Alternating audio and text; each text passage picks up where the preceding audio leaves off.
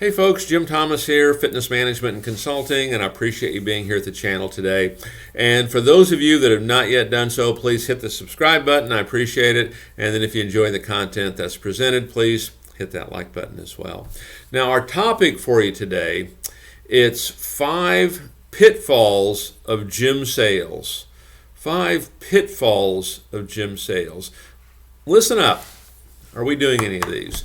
Number 1, not practicing urgency. You know, for folks that maybe do a lot of right things and aren't selling or aren't producing, this might be the first place that you look. But you have to have urgency. You have to have a reason to act now. Because if you don't have urgency, it doesn't matter if they do it today, do it tomorrow, do it the next day, do it the next week. It's simply not going to matter. You know, you want to create urgency. And, you know, I can think, I'll give you 2 examples. You know, you can go online and, you know, you're gonna place an order, and what does it say? Only 2 left at this price. Okay? They're practicing urgency. We got fear of loss, right? Or you're going to buy an airline ticket. Only 1 seat left at this price. I mean, those are 2 great examples of urgency, and we want to make sure that we are practicing urgency in what we do. That's pitfall number 1. Number 2, it's thinking that price is the key issue. You know, price is rarely the key issue.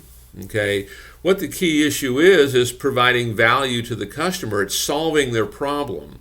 Because really what happens when the customer says, well, I think it's too much money. You know, really, from my experience, what they're telling you is that based on what you want to charge me, I don't think it's worth it.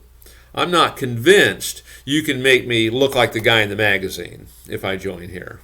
Okay? We haven't solved their problem. We haven't provided that solution for them, at least in their eyes. Okay? That's what they're really saying. So don't get in that habit of thinking price is really it.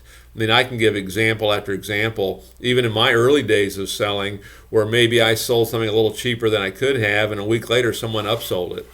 Nothing changed other than how the salesperson looked at it, right? So, you know, don't get in that habit of thinking that price is the key issue. Number 3 is too much focus on the process. Let me tell you what I mean by this, because this one, we walk a fine line here. We want to make sure, from where I sit, that we're process driven. Here's how we do this. You know, the greeting, the evaluation, you know, the tour, the analysis, the price presentation, we're process driven. But we're not so process driven that we're not focused on ultimately why we're there. I'll give you an example. Customer comes in, they're registering in. Mary, have you ever been into our gym before? Well, yeah, I was in 2 weeks ago. Or, yeah, I used to be a member here. Okay, well, instead of this boom, going straight into process, maybe we say something like, well, Mary, fantastic. Do you have enough information to go ahead and make a decision on membership? Because if they do, sit down and sign them up. Because many of them do. You don't have to take them. If they're here to join, sign them up. Mary, do you have enough information? You've been in before. You've been a member before. You're back today. Do you have enough information to go ahead and make a decision on membership?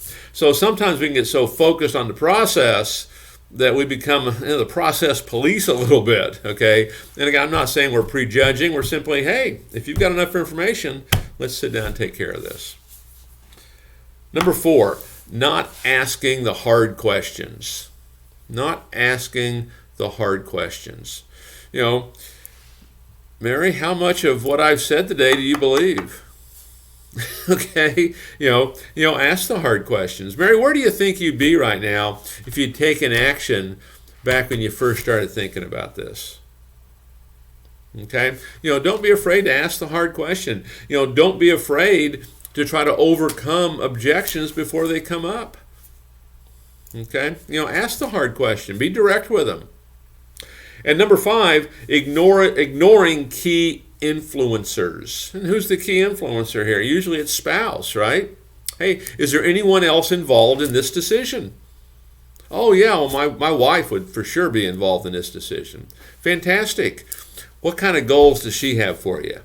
Oh, well, she wants me to look like I did the day we first got married. You know, fantastic. You know, we can help you get in the best shape of your life. You've come to the right place. Okay, so don't ignore these key people in their lives. Is there anyone else involved in this decision? So 5 pitfalls right there. Look at those. If you're struggling at all in sales, do any of those ring a bell? Do any of those make sense for you? You get those fixed, you might find that your sales, start going up pretty quick. So folks, take a look at it. My name is Jim Thomas. My company is Fitness Management Consulting. Appreciate you being here at the channel today. Hope you all have a great day.